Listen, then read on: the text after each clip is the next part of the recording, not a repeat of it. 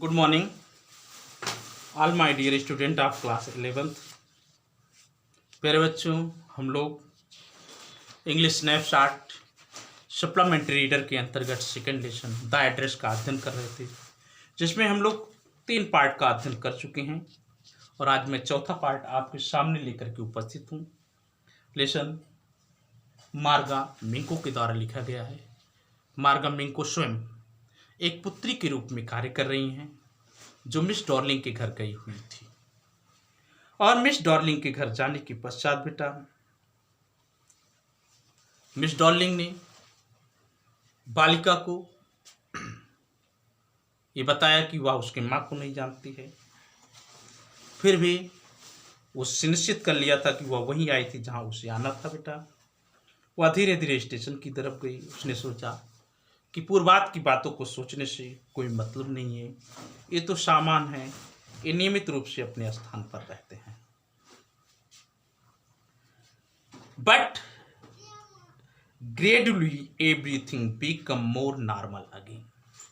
सोच रही है वो बालिका, बट लेकिन ग्रेजुअली माने धीरे धीरे, एवरीथिंग सारी चीजें बिकम हो गई, मोर माने और, मोर माने ज्यादा, नॉर्मल माने सामान्य, अगेन माने पुनः, लेकिन धीरे धीरे सारी चीजें पुनः नॉर्मल हो गई, सामान्य स्थिति में आई जब वह लड़की अपनी मां के साथ नॉर्वे में रहती थी। बेटा युद्ध का समय था, युद्ध के कारण रोजी रोटी, कपड़े, रहन सहन सब क्या कहते हैं दुर्लभ हो चुके थे। लेकिन युद्ध समाप्ति के बाद सारी चीजें पुनः अपने क्रम में वापस आ गई, सब चीजें सस्ती हो गई। बट किंतु ग्रेजुअली धीरे धीरे एवरीथिंग प्रत्येक वस्तु बीकेम हो गई मोर बहुत नॉर्मल माने सामान्य, अगेन माने पुनः। Bread was getting, bread roti was getting माने प्राप्त हो रहे थे, टू बी बन करके ए लाइटर कलर, लाइटर माने हल्के, कलर माने रंग में। जो बेटा रोज जो रोटी थी, जो भोजन था, वह बड़े ही सामान्य तरीके से लोगों को मिल रहा था। बात समझ में आ रही बेटा? जो रोटी थी वह लोगों को अब सुलभ और सस्ती हो गई थी, लाइट कलर हो गई थी, आराम से मिल रही थी। There was means था a bed you could sleep in unthreatened।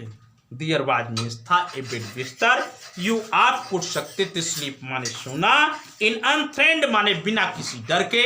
आज का समय ये था कि आप अपने बिस्तर पर बिना किसी डर के सो सकते थे।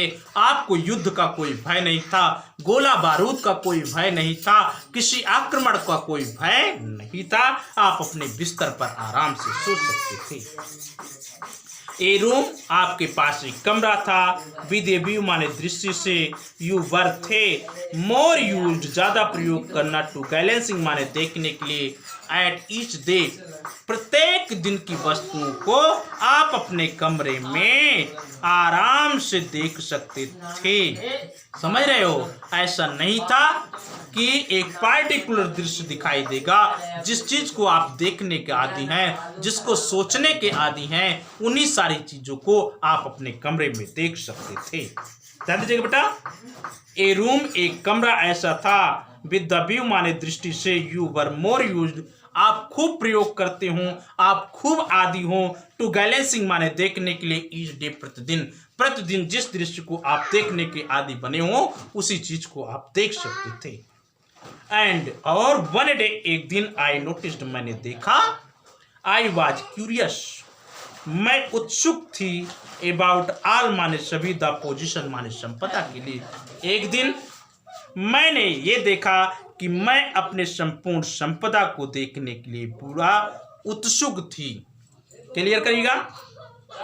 वन डे एक दिन, आई नोटिस मैंने देखा, आई वॉज क्यूरियस मैं उत्सुक थी, अबाउट ऑल द पोजिशन सारी संपदा को देखने के लिए, सारी संपदा को जानने के लिए, दैट जो मस्ट अवश्य बी थी स्टिल अब भी एट दैट सर उसी पते पर, जो वस्तुएं आज भी उसी पते पर रखी हुई थी, अर्थात मकान नंबर 46 और गली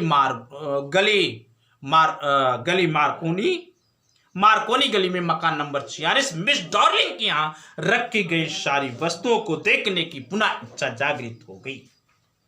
आई वांटेड, मैं चाहती थी, टू सी देम, उन्हें देखना, टच, छूना, एंड रिमेंबर, याद करना। मैं उन सारी वस्तुओं को देखना चाहती थी, मैं उन सारी वस्तुओं को छूना चाहती थी, मैं उन सारी वस्तुओं को याद करना चाहती थी। आफ्टर बाद माई फर्स्ट विजिट, मेरा प्रथम भ्रमण, इन वेन, बेकार, to Miss Darling house, Miss Darling के घर का मेरा प्रथम भ्रमण बेकार होने पर, मैं पहली बार गई, कुछ भी ना देख पाए, कुछ भी ना समझ पाए। मिस डार्लिंग के घर मेरा प्रथम भ्रमण बेकार होने पर आई डिसाइडेड, मैंने निर्णय लिया, टू ट्राई, माने प्रयास करने का, ए सेकेंड टाइम, दूसरी बार पुनः मैंने प्रयास करने का निर्णय लिया। मैंने सोचा कि मैं दूसरी बार पुनः उसी पते पर जाऊंगी, मिस डार्लिंग के घर जाऊंगी और उन वस्तुओं का निरीक्षण करूंगी, उन वस्तुओं को देखूंगी। मैं गई और जब मैं गई दरवाजे को नॉक किया तो उसके बाद नाउ अब एक गर्ल, एक लड़की अबाउट 15 जिसकी आयु लगभग 15 वर्ष थी, ओपन माने खोला, द डोर माने दरवाजा, टू मी, मेरे लिए। जब अब की बार मैं दोबारा गई, जब मैंने दरवाजे को नॉक किया तो बेटा एक लगभग 15 वर्ष की पुत्री ने, 15 वर्ष की लड़की ने दरवाजे को खोला। आई आस्क्ड, मैंने पूछा, हर उससे, इफ की क्या, हर मदर, उसकी माँ, वाज थी एट होम, घर पर।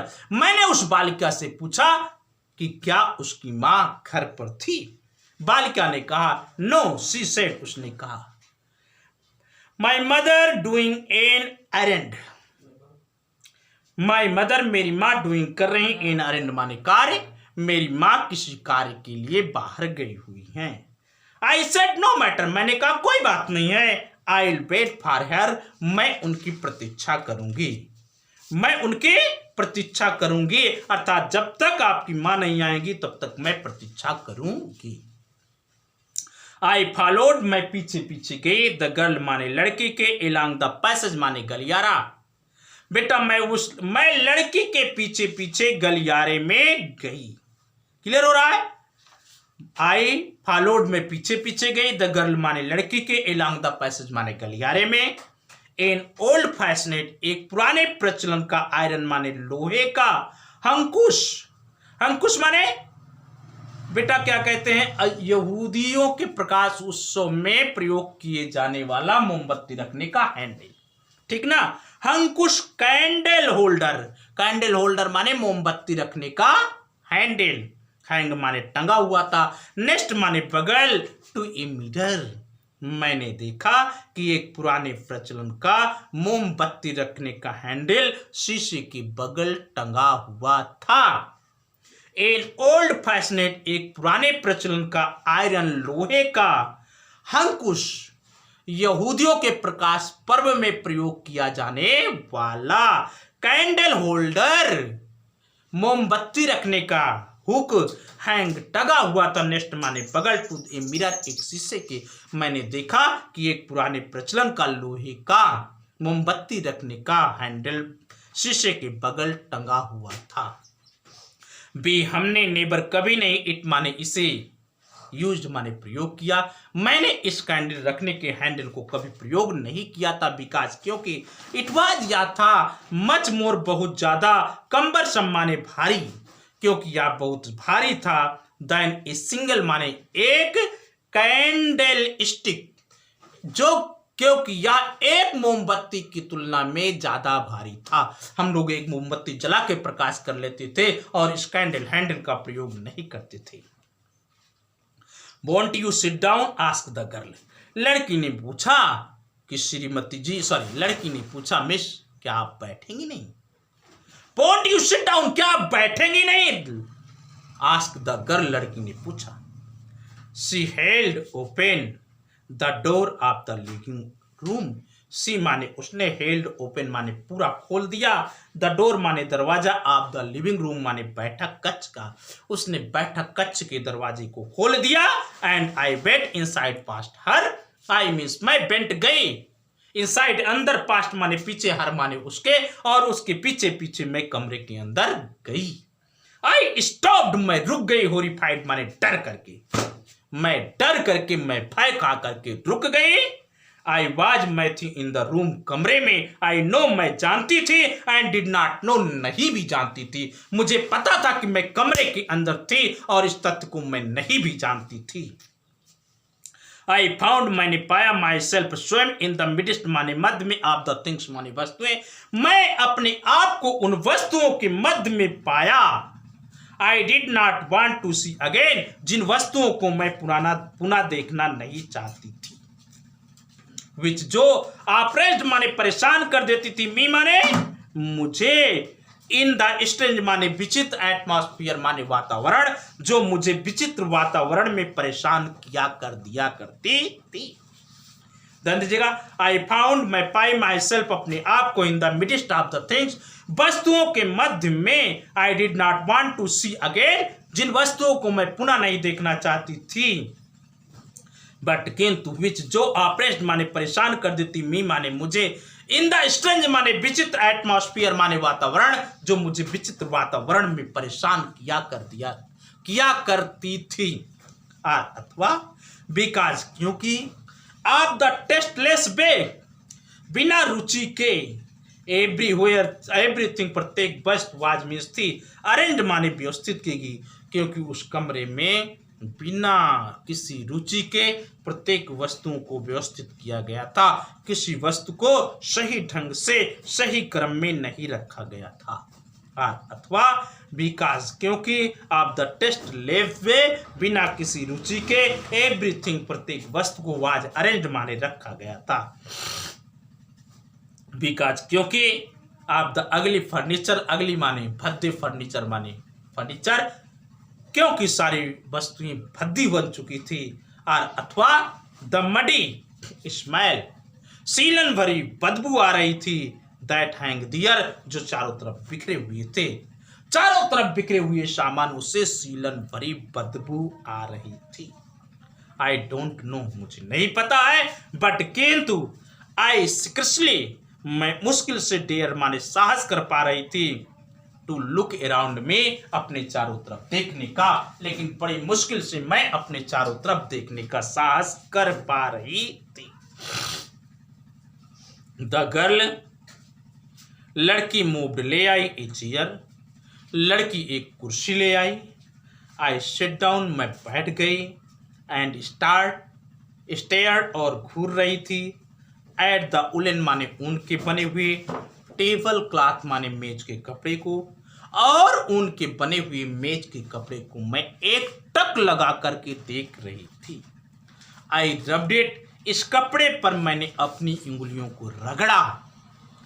माई फिंगर, मेरी अंगुलियां, ग्रीव हो गई, वार्म, गरम, फ्रॉम रबिंग माने रगड़ने से, उस कपड़े पर रगड़ने के कारण मेरी उंगलियां गर्म हो गई। आई फॉलोड, मैंने अनुकरण किया, द लाइन माने रेखा का, ऑफ द पैटर्न माने नमूना, उस मेज कपड़े पर बने हुए नमूने का मैंने अपनी अंगुलियों से अनुकरण किया, उनके पीछे पीछे चलाया।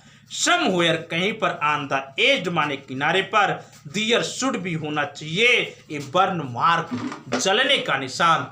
मैंने अपनी अंगुलियों को पैटर्न पर इसलिए चलाया क्योंकि मुझे विश्वास था कि इस मेज कपड़े के ऊपर कहीं ना कहीं पर जलने का निशान होना चाहिए। दैट, जो हैड नेवर बीन रिपेयर्ड, जिसकी मरम्मत कभी नहीं की गई थी, उस जलने के निशान की मरम्मत नहीं की गई थी। क्लियर भैया? यहीं पर हम पार्ट 4 समाप्त करते हैं। अगले लेक्चर में हम मिलेंगे, तब तक के लिए मैं आपसे अलविदा लूंगा। बेटे पढ़ते रहिए, मुस्कुराते रहिए। नए बच्चे मेरे चैनल को जरूर सब्सक्राइब करें। अच्छा लगे वीडियो तो लाइक कर देना। थैंक्स।